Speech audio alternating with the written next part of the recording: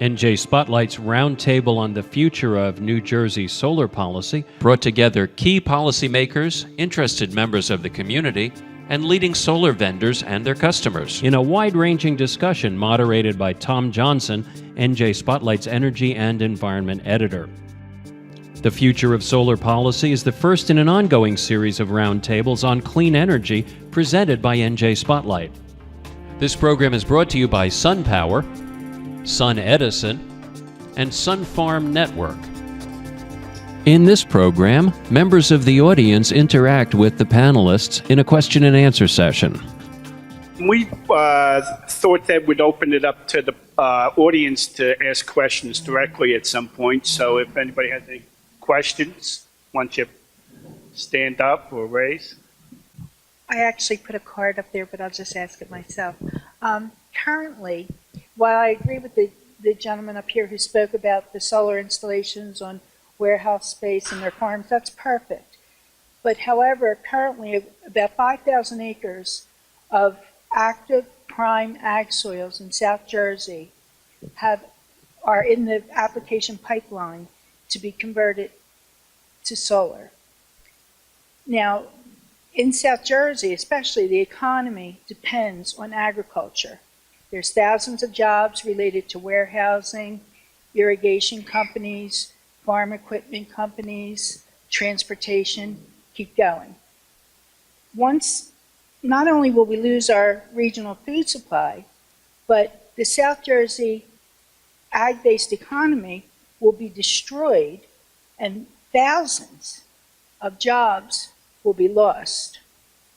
So I would like to know how the solar industry, as they're being very aggressive, and I agree that we need solar, but there needs to be legislation in place for appropriate placement on existing infrastructure, parking lots, malls, hospitals, colleges. And it seems that the push by the solar industry is to just put it on the cheapest, flattest, most available lands. But unfortunately, that is also the most destructive to the entire state. So how do you plan to address this? First, I'll say the solar industry is not one voice.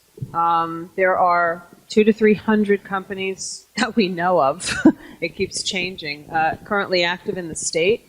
And I would not disagree with much that you said. I think we do need to find a balance. I think that's been attempted in a number of some laws that have been passed, maybe some further regulations and laws that need to be considered. But I think a balanced approach is appropriate. And I, for one, as a person in the solar industry and a lifelong New Jersey citizen, don't want to see farmland paneled over with solar panels. I don't think it's necessary to meet our goals. But the balance there is I don't also want to disenfranchise the agricultural community from enjoying some of those benefits as well. So let's find the balance.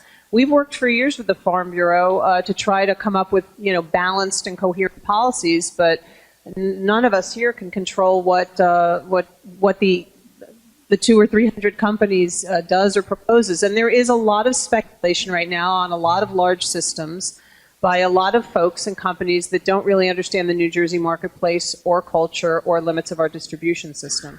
So I share your concerns.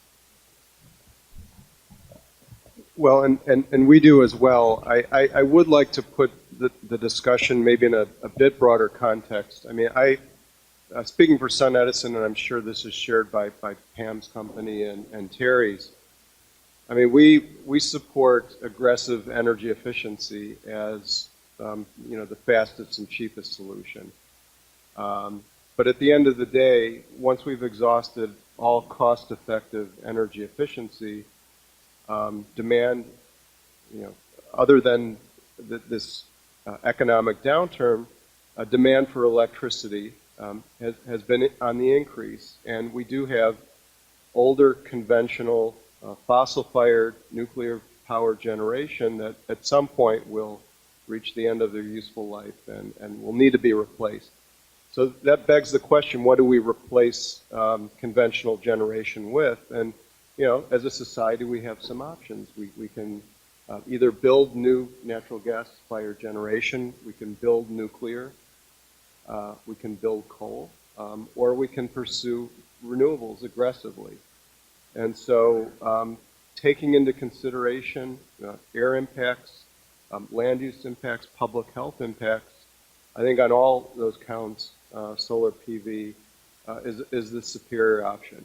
Now that said, we should, as you say, look first to rooftop systems, take advantage of ample roof space in New Jersey, assets that are perhaps currently underutilized, but we shouldn't ignore ground-mounted systems because those really have the ability to help drive scale in the industry and drive solar costs down that are beneficial to everyone.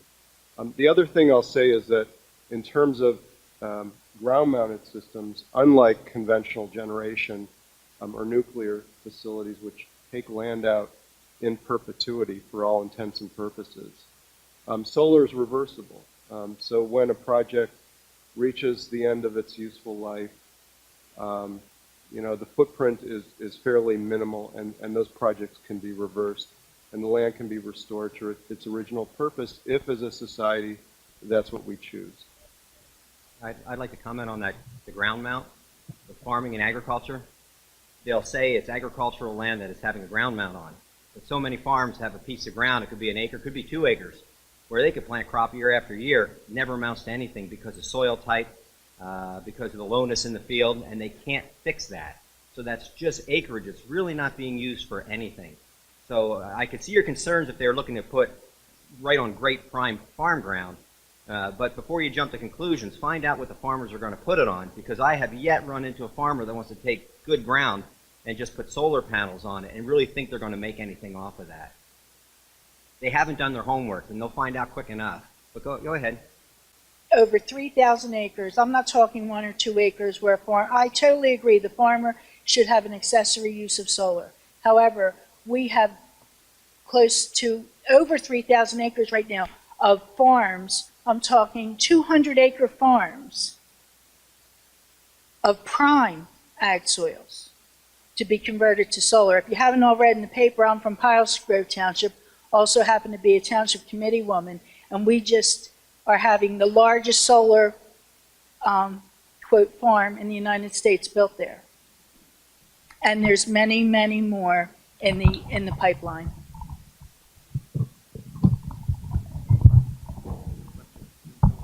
I just want to ask another question related to that.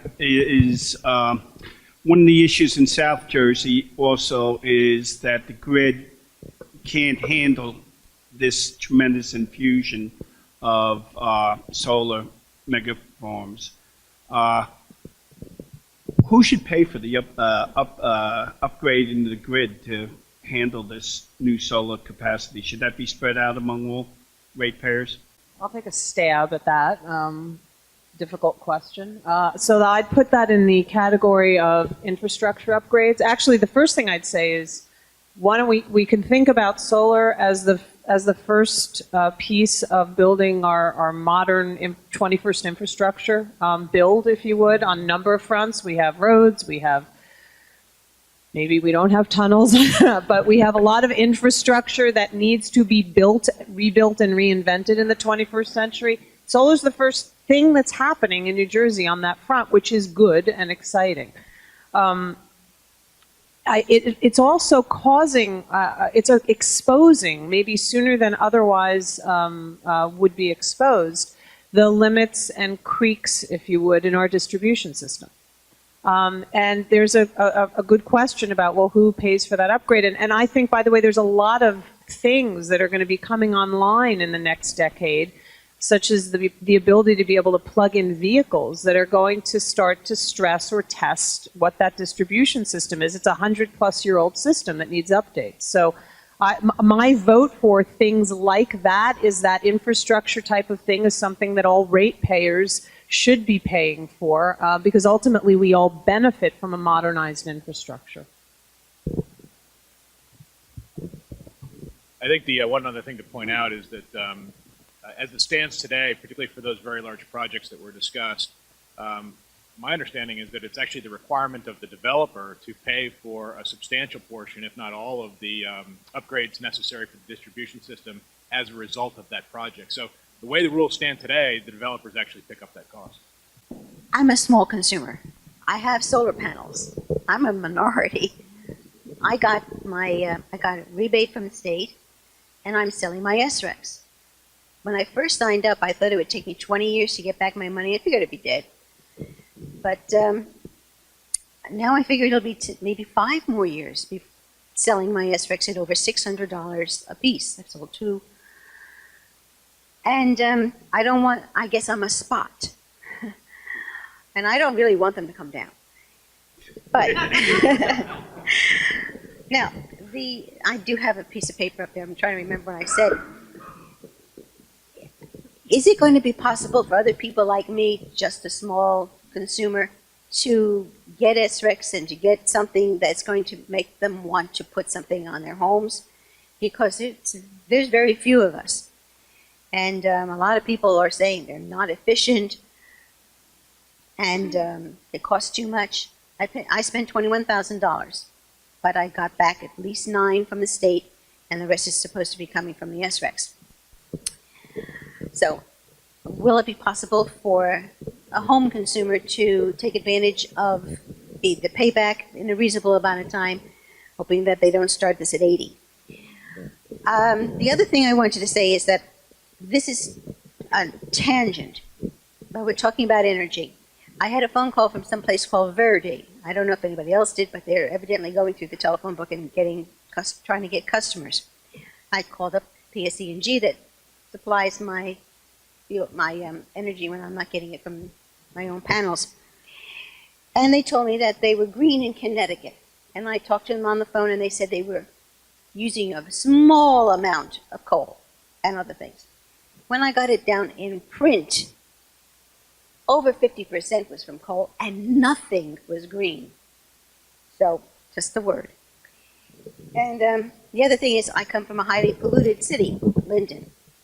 And they want to put up a coal to energy, to liquefied gas, not liquefied gas, carbon dioxide, and they're going to be putting a pipeline that's supposed to be 100 miles out and sequestering the leftover stuff.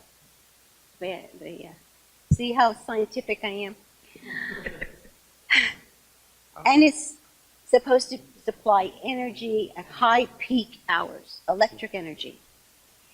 I don't want my energy to come from coal. I want my energy to come from a clean source. But there's millions and millions of dollars involved, and the city wants to make money. It's very hard to fight something and try to get a solar farm in on our open spaces that we may have in our industrial town.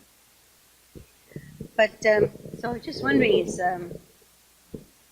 anybody that's connected with the state thinking about PureGen and sequestration off the coast of New Jersey, under water, 100 miles of pipe?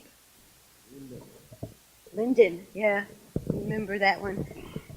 Well, I guess that's about it. Somebody's going to answer my question. I don't think that project has been formally submitted an application to this at the state level. It's more on the local level. But I can talk for a second about PureGen because I think it illuminates a bigger point that moving forward, we have some tough choices to make. And whatever choice we make is going to cost us a lot of money. And, you know, I think we're seeing right now where we're really, in a lot of ways, at an energy crossroads. So there are companies that are proposing, like, for example, a new coal plant in Linden, New Jersey. There's a proposal to bring in more coal-fired electricity through the Susquehanna-Roseland line from Pennsylvania. Proposals to build a new, maybe potentially 1 or 2 new nuclear power plants done in South Jersey. All very expensive billion-dollar projects that we're going to pay for. Or we can choose the other route, you know, and we can choose to invest in as much energy efficiency as we have and invest in technologies like solar and like wind that are going to take us in a different direction. I'm sure you know where we come from on that as an environmental group, and believe that because we are at this crossroads, now is the time to really put the pedal to the metal on solar and on wind so that we don't have to invest more money in dirty fossil fuel energy like the ProGen coal plant. I looked at the numbers. In 2006 alone in New Jersey, we spent $27 billion on fossil fuels. If we do nothing to change course, over the next 20 years, we'll spend another $888 billion on fossil fuels. And that's just the cost of energy. You know, it doesn't consider the cost of the 2 million asthma attacks that we have in New Jersey every year, the 500,000 missed work days that we have in New Jersey every year. And those are just the ones caused by air pollution. So, you know, obviously I think this is forums like this are important, and it's really important to realize that we're making a choice that's going to be with us for generations to come. And that, you know, basically all energy costs something. So it's about what are our priorities and where do we want our money to go. Just want to add one point about, I think probably one of the most beneficial and often overlooked and sometimes obvious attributes about renewables and solar in particular is cost stability. So the military has a great acronym it's coined for describing the 21st century, which is VUCA, which stands for volatility, uncertainty, complexity, and ambiguity. And the one thing about the sun is that we know it's going to come up pretty much every day. It is not volatile, it is not uncertain, as are renewable resources. They're flows, not fuels, and subject to all the uncertainty that's inherent. And at the end of the day, one of the biggest benefits that solar is going to deliver to us as a society and ratepayers is not just environmental, but it's economic stability, cost stability, price stability, which is, I think, just often overlooked, but a profound and important benefit of a stable source of energy.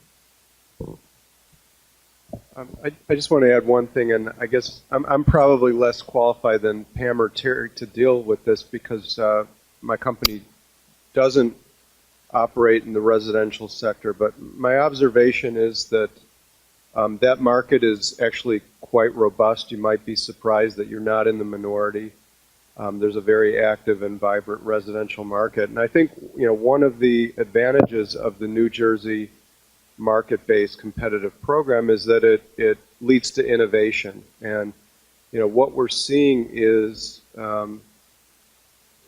the business model that, you know, we've used and Shiseido and the Ag Farm that made those projects possible, the PPA, Power Purchase Agreement, that enables the host customer to deploy solar with no upfront capital. And basically, they, in return, you know, they put off all the technology risk, all the performance risk on the project developer and don't have to come up with any upfront cash. And in return, they get a stable priced power source for the next 15, 20 years. Well, that business model has now kind of evolved, and we're seeing it with greater frequency in the residential sector. We're also seeing loan programs offered by the utilities. PSE&G has a solar loan program. So again, addressing that first cost issue that had historically been an impediment to solar, those barriers are quickly coming down. Fred, you mentioned the public services Solar for All program. Part of the debate going on in the master plan is what is the role of the electric utilities in helping the state achieve its goals? You guys want to comment on that? Well, I'll start. I'm sure we all have opinions on it. You know, we think that there's certainly a role for the utilities in this market. Certainly they are a tremendous source of capital in a very capital-constrained environment right now, and obviously bring a lot of scale. We would prefer seeing the utility role limited, where markets are otherwise underserved, where there isn't already an active and vibrant competitive marketplace. To the extent the utilities do participate, rather than owners of systems and put the risk of those systems on ratepayers, we would much rather see the utilities engage the solar community, where we have the expertise in designing and deploying solar systems. So to the extent the utilities do enable solar, it should be facilitating the development of the competitive solar market. Is there a threat that they could crowd out other participants in the market? I mean, Public Service is spending $500 million on its solar for all program. You mentioned they have a lot access to capital. I'm sure $500 million, even by your guys' standards, is a lot of money. Is that having an impact on the market yet? It's certainly a risk and a concern, but to date, the utility presence, I would say, has not been so large that it presents a real and imminent threat. I mean, one check I'd say is that utilities are required under New Jersey law to get approval for the programs from the Board of Public Utilities, and we would hope that in approving those programs or considering those programs, the board would consider the implications on the competitive market that public policy in New Jersey has been directed to develop.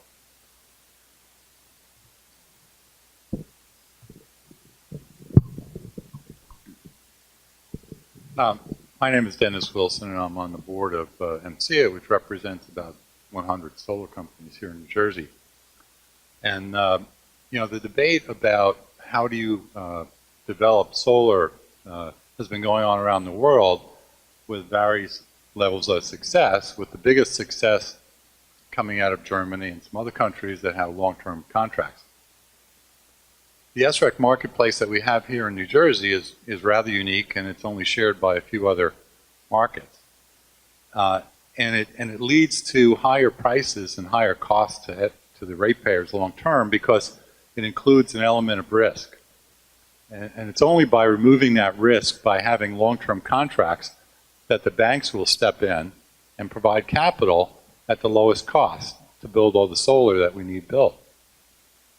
So we have an inherent extra cost because SRECs are volatile, they're market-based.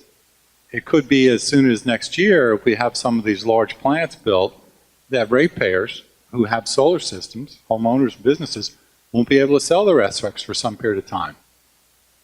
So that volatility and the uncertainty, right, causes high cost, because now more of the project needs to be equity at risk than long-term debt at akin to mortgage rates, which are obviously at their lowest rates.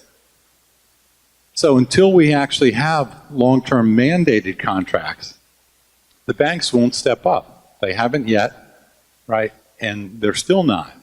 So we're faced with 3- and 5-year SREC contracts at high cost, right, linked to high risk equity money in these projects, and it leads to the most costly way to build solar. Until we remove that risk, we're not going to have the lowest cost of capital flowing to build solar. We've only had a prevalence of spot prices at very high prices, 3-year and 5-year SREC contracts, and very, very few longer than that, even though solar systems will produce SRECs for 15 years. So until this issue is addressed, we're not going to have the lowest cost of building solar. Connected with that, we have now an unstructured marketplace in terms of what solar will be built. Today, right, you could build a 20 or 50 megawatt plant if you can get PJM to allow you to connect. Well, that's half of what we need for next year for all the solar in the state. It will crowd out the small and medium-sized customers. And they're going to be faced with not being able to sell their SRECs And it's very likely to have a very large damper on the net metered marketplace. Unless this is addressed quickly, right, we're going to have a crash next year in the SREC marketplace if a few of these large plants are being built.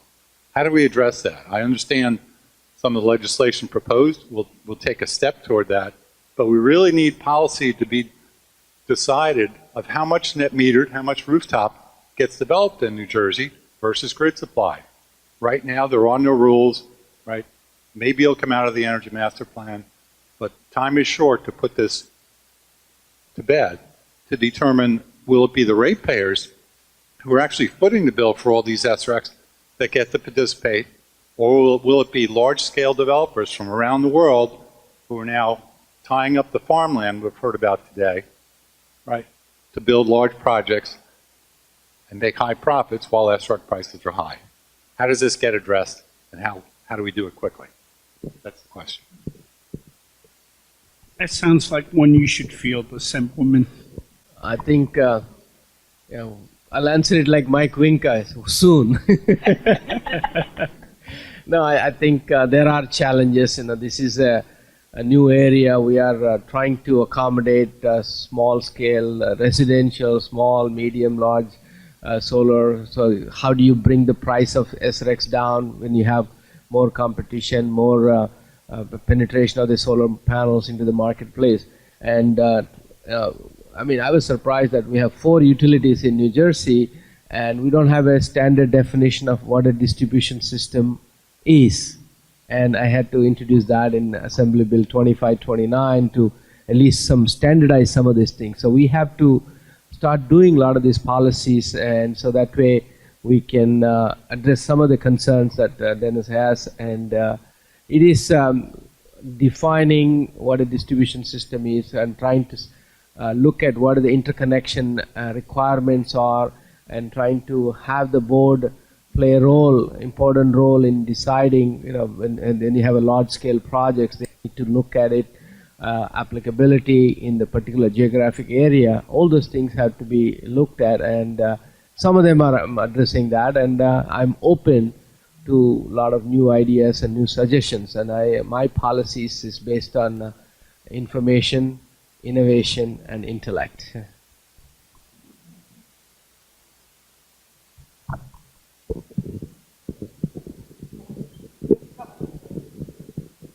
Hi, yes, I'm Rob Jetty from Recurrent Energy, and as one of the developers in the state that's hoping to build some of these large projects on ag land as well as other properties all around the state, I just have some comments to make about some of the discussion that's going on from windfall and SRECs, and I feel like there's a fundamental disconnect with what's being talked about right now.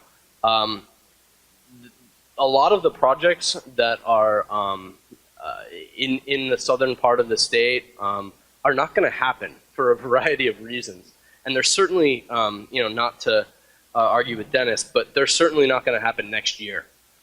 If they aren't under construction already by now or have all of their permitting in place, they're never going to be online for generating SRECs next year. So there isn't going to be some huge bubble that comes in. It's just not realistic. And I think that the buyer, another point I wanted to make is that the buyers of the RECs for large projects like this that are signing 3 to 5 year type contracts that are necessary for us to finance these facilities, they're looking for the lowest cost means of compliance. There's a lot of these types of projects that we compete against other companies that develop. That competition, it's the whole point of having a commodity-based incentive market. So there isn't some big windfall that we're making over here in a dark corner on SRECs on an individual project basis. Every one of these large projects is competing against all the other viable large projects to produce the lowest cost RECs in the market.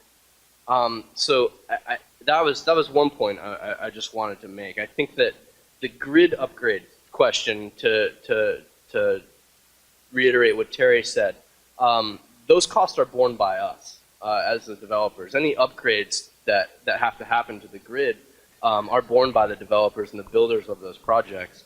And furthermore, that leads into another point of why a lot of those projects that are large aren't going to happen. The costs associated with those upgrades are massive. I've literally had to read as a part of my job every single study that's come through PJM for every solar project, and I do it regularly. And there's a huge number of those projects that are never going to happen because they're never going to be able to produce RECs at a competitive cost within the large-scale market itself, because they have these huge amount of grid upgrades associated with the ACE electric distribution system that's aging. And really just doesn't have the capacity. So I think that, I mean, there are a lot of concerns. I understand the concerns with taking out a lot of ag land. I think that, to be honest, we're a very, very long way away from that even becoming a concern. Because of the size of these projects, they have very long approval timelines. And I really just don't think that a lot of them are, quite frankly, viable. In the timeframes that we're talking about, especially with some legislation, 2529, limiting these projects to BPU approval that are above 10 megawatts. That's certainly going to hinder a whole ton of those very large projects from happening, because I'm not going to want to go in front of the BPU to get approval for a project I want to build. Are you kidding me? That's just another unknown timeline, much like when SRECs are going to get set under the SACP. So I think there's a number of things in place that we really do have a market-based commodity structure that works in New Jersey. And I think banks are actually willing to start lending money for the equity. It's just that not a lot of the projects that we're seeing happen under development are viable in the state. And that's why we're not seeing this activity as quickly as people think. Thank you.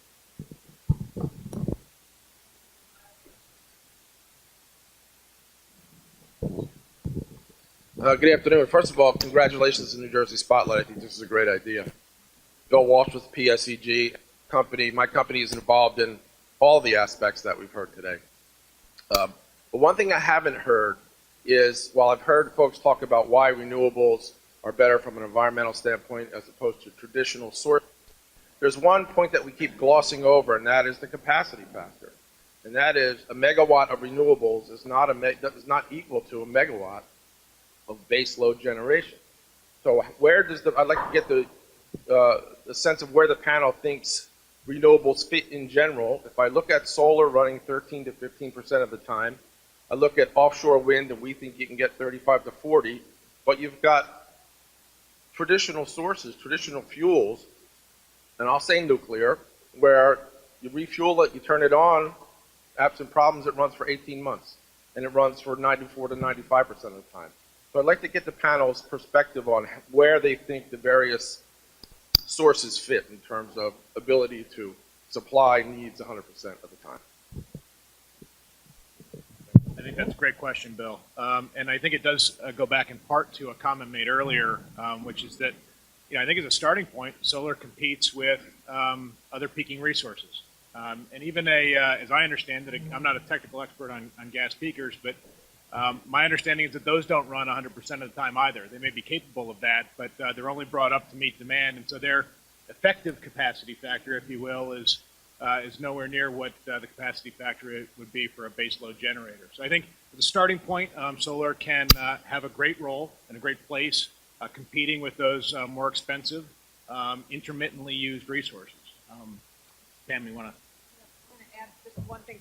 Bill, thank you, because it's a good question, and we had done some analysis on this when we were contributing in the Energy Master Plan last year, and it was interesting. About half the capacity feeding New Jersey today has a runtime the same or less than solar plant. So to Terry's point, there's a lot of plant that we've already built that runs at or below what the solar plant runs.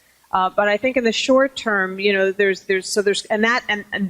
plant actually, a lot of natural gas peaker has a lot of price volatility associated with it. So, solar can displace that, I think, first. But I think the other sort of longer term question about where this goes and where this fits in is ultimately how technology evolves, especially in storage, short term and medium term storage, And there's some interesting breakthroughs happening because of transportation right now and electrification of transportation that might actually get us there maybe sooner than we hope to be. So I do think that is the intermittency of renewables is a solvable problem.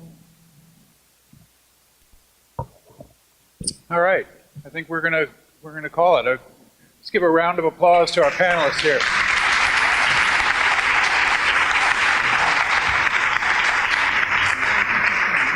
And also my buddy Tom. He did a great job in leading.